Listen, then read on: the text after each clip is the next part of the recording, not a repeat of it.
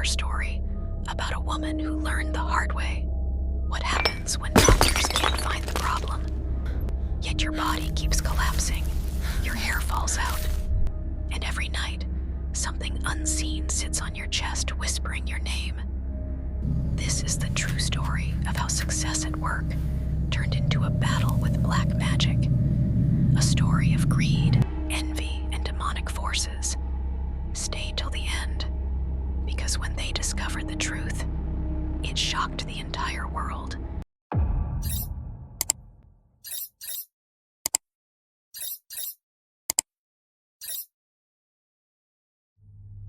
It was always difficult for me to talk about this, because I thought I was one of the few who had ever experienced something like it at work. I was always afraid to speak about it, afraid people would attack me again with talk of demons and dark forces. I never imagined my life would take such a dark turn. I am Prisquilla, a proud woman, raised with discipline, respect, and a belief in hard work. Yet it was my work, the very thing I was most proud of, that nearly destroyed me. A few years ago, I worked at the office of the president. I won't say exactly when, because that would shift the whole story in a direction I don't intend. But this is my personal experience. It was an honor to work there, something I had studied for my whole life. Every morning, I woke early, showered, dressed neatly, sprayed on my favorite perfume. My hair and nails were always perfect. I went to work with joy because I had chosen this career consciously. I drove an expensive car, lived in a large house provided through government privileges. Of course, none of it came easily.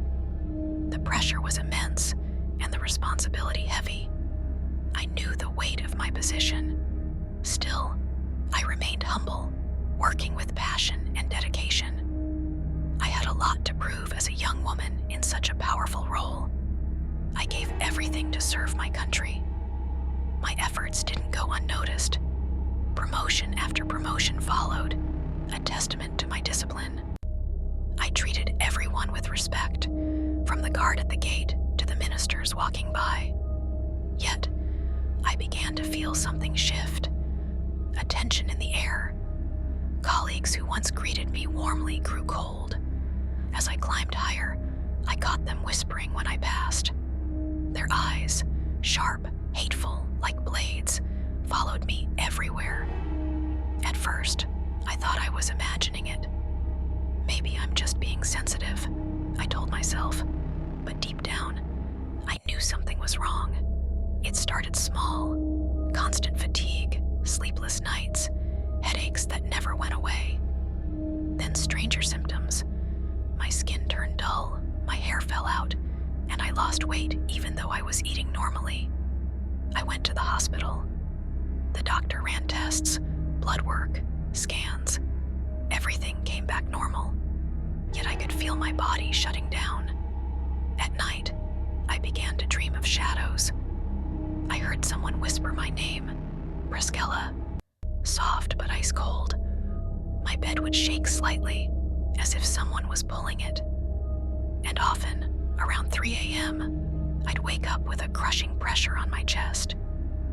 I'd see dark figures flickering in my room, but I told myself it was exhaustion. Denial was easier than fear. One morning, as I was getting ready for work, I collapsed. My heart pounded wildly. My body was frozen. My mother found me and called for help. Deep down, I knew this was not a normal illness, especially with those figures I kept seeing. My family took it seriously from the start. From that day, a dark journey began. I went to everyone: traditional healers, voodoo priests, Buddhists, Christian faith healers. Everyone promised to help, but it always ended the same: empty words, lost money, no change. All talkers and swindlers. One woman said a black shadow was attached to me. Another said I'd been sealed in a bottle. Someone else claimed my name was buried in a graveyard, inside a pot. I didn't know who to believe anymore. Each healer had a different story. None matched. My health worsened. I grew skeletal, unable to eat, barely able to breathe. I was kept alive with a machine that supplied oxygen. My family feared I wouldn't survive. I could barely walk. My eyes were hollow, my voice faint. I could literally feel my soul slipping away. Then someone told my family about an old Javanese man named Mr. Reggio, known as the man who doesn't talk, only works. As a last hope, they brought me to him.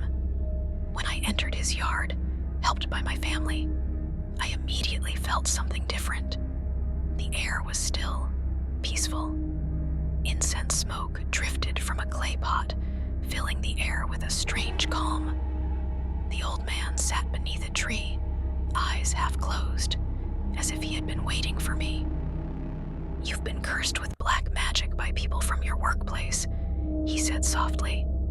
My throat tightened. I hadn't told him anything, yet he knew. He told me to return in 3 days. He needed time to prepare the ritual. Unlike the others, he said nothing about money. That silence alone made me trust him. I was too weak to question, too desperate to hope. I just wanted to live. Those 3 days were pure torment, fever, hallucinations, burning pain inside my body. When I returned to his yard, everything was ready. Clay pots filled with water, herbs, oils, flowers, and what looked like ashes. He prepared a ritual cleansing bath. He prayed, chanted in languages I didn't understand, calling out names I'd never heard. He threw something into the water, and suddenly it began to bubble, almost as if it were boiling. I saw it with my own eyes. When I sat inside the water, I felt a tingling surge run through me, like electricity through my soul. My heart raced, and tears poured down uncontrollably. Faces appeared in my mind, my coworkers, their eyes, their laughter. And then clearly, I saw them. Sandra, Hendrik, and Vanessa, laughing as they placed my photo and name on a tray surrounded by candles. I screamed. Mr. Reggio held me firmly. "Let it go," he said. "They cursed you, girl." It wasn't a small spell. It was meant to kill you, just to take your position. I didn't want to believe it, but my heart knew it was true. The rituals continued for weeks. Every day brought a new cleansing, some with herbs that smelled of earth and smoke, others with flowers. I lost count of how many. Mr. Reggio barely slept. "You must not die. I won't let that happen," he told me. Slowly, my strength returned. My skin regained color. My soul felt anchored again. When I was finally well, he gave me a spiritual bracelet blessed for protection. "As long as you wear this," he said, "they can't reach you anymore, not with their demons." No matter how hard they try, I cried as I thanked him. He had never mentioned money. When I asked, he said I could give a voluntary donation, only if I wished. I placed 5,000 euros in an envelope, money I had saved for a family vacation, and left it quietly on the offering tray. I knew he wouldn't ask for it. He was humble, pure, and no amount of money could measure the worth of a life saved. Without him, I wouldn't be here to tell this story. When I finally returned to the president's office, everyone looked shocked. Some whispered that they thought I was dead. Others smiled falsely, their eyes still cold. But I smiled back, calm, steady. I no longer ate or drank anything from them. I kept my distance. Every day, I wore my protection under my clothes, hidden on my arm. And slowly, the peace returned. Still, I never forgot what I saw, how far envy can drive people. I continued working there for many years, until I accepted a new opportunity elsewhere, a better job, a lighter atmosphere. Now that I no longer work at the president's office, I can finally share my story, not out of anger, but as a warning. Sometimes, It's not your enemies who destroy you.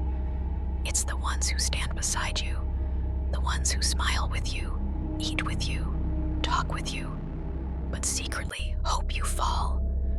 They'll tell you how proud they are, how much they care, while quietly digging your grave. I've learned not everyone celebrates your success. Jealousy can kill, literally. Some people will go to terrifying lengths to see you fall, but I'm still alive, and that is my victory. Because no matter how deep the darkness went, the light inside me never stopped burning.